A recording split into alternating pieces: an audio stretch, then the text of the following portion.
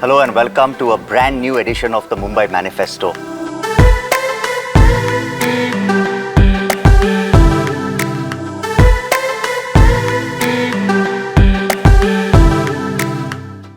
Now the final question speaks of something very uniquely Mumbai, the spirit of Mumbai. And I would like to know what the spirit of Mumbai is, the backdrop. Mumbai has had a tumultuous past. We've had riots. I think 1992 changed the face of the city in almost irreparably. The bomb blast that followed after that, the constant floods that happened, and again the train blast that happened again, and then of course 26/11.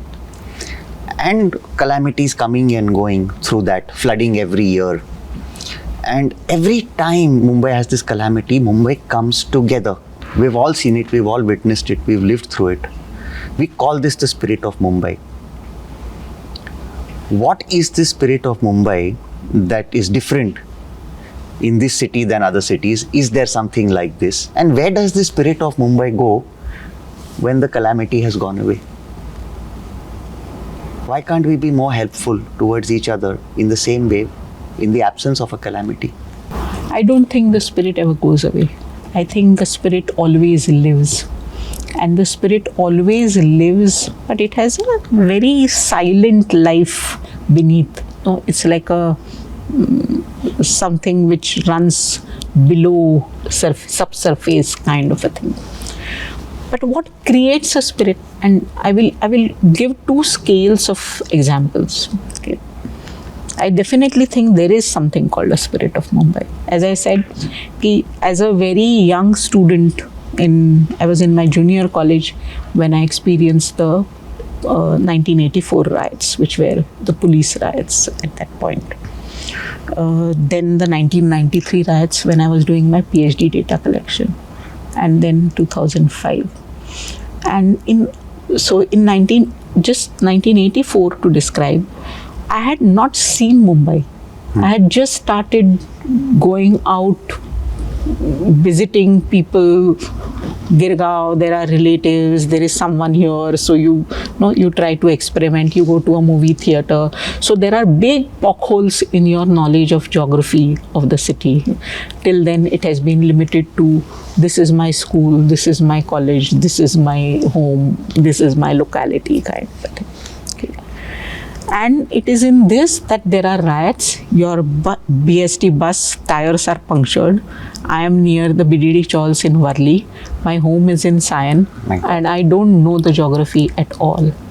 I have been literally helped by strangers in finding my way, in accompanying me from point to point. Okay. And I would narrate so many such examples for others of my friends as well. Right. Not only in 1984, but also then in 1993, when I was doing my PhD data collection, and also in 2005. Wow. Okay. And so in 2005, I've been witness to how so many neighborhoods have mobilized together to feed snacks, to give water to people who have been walking or who are stranded in buses and trains and so on and so forth. Even people giving home and refuge to people who are just walking and have no place to rest, right. Just housing them within their homes, right? And I think one has to compare this, let's say, with 2 years ago, New York had an energy breakdown, if you remember. I think because of a snowstorm or something, I don't exactly remember the context, but okay. And you look at the way in which the city broke down. Correct. Okay. Correct. It was looting and stuff. Yes. And I really think this is what demonstrates that yes, there is something called a spirit of Mumbai. Does this mean that there is no theft, no crime in Mumbai? Does this mean that there is no molestation in Mumbai? Does this mean no? But to me, it is this spirit of Mumbai which creates an overall ethos of security for capital. it creates an ethos of security for women in the city. I know that so many students, girl students who come to TISS find it an extremely refreshing example that they can walk on the streets without any kind of botheration, even at night. Correct. Okay. And I think this is something that the city has to celebrate, has to recognize. Okay. And when I say that this is a spirit, therefore, which always lives through, the ethos of security is not linked to a particular incident. Right? So there are particular manifestations which occur during a emergency or during a disaster, etc. I also think that the spirit is really a creation of this kind of commoning that we see. And where the first instinct is not just to loot people, but to help people in distress. We also pretend ignorance, so that spirit also has कि इसको यही गाड़ी के सामने आके मरना था क्या. It can be so callous as that.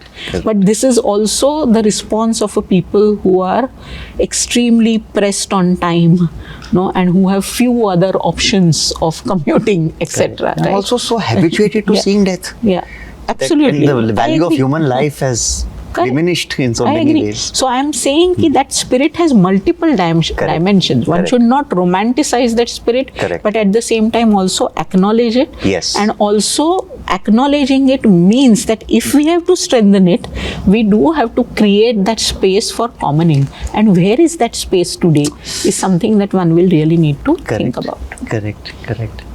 Dr. Bhide, before we let you go, there's one final question.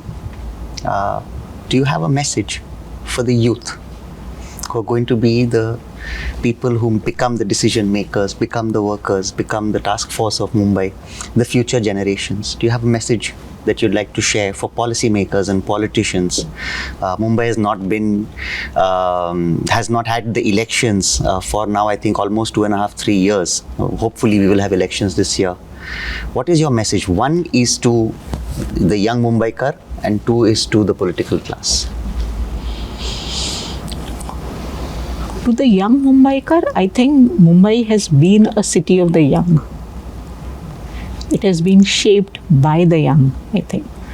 Even if we think about so many of the festivals of the past in Mumbai, whether it is the Hikala, the Govinda, or the Ganpati, or one can think of games like Kabaddi, or the dances which so many of the migrants brought with themselves. These are all faces of young people, right? Young people who have come to the city with dreams. But so today there is a large population, and I think this is also a very interesting thing that if we are thinking of a demographic dividend, I would only say that please take part in the city's affairs, debate its issues, and get engaged with the city. We owe it to ourselves and we owe it to the city. And the tough one for the political class. Ultimately, they are the ones with all the strings in their hands, and they are the ones who can best determine how to give Mumbai a good future that it truly deserves. Yeah, I think all the politicians need to think that beyond Mumbai becoming a cash cow and the role that it has for the rest of Maharashtra or the country itself. I think for that, Mumbai has to become a livable place. So invest in the livability of Mumbai and not really in terms of just creating pet projects.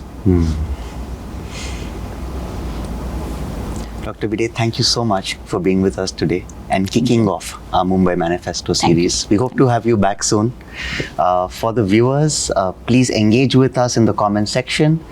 Please share your questions, your feedback. We're here to engage with you. We promise we'll bring your questions to Dr. Bhide and to the other speakers who join us on future episodes of the Mumbai Manifesto. Thank you very much.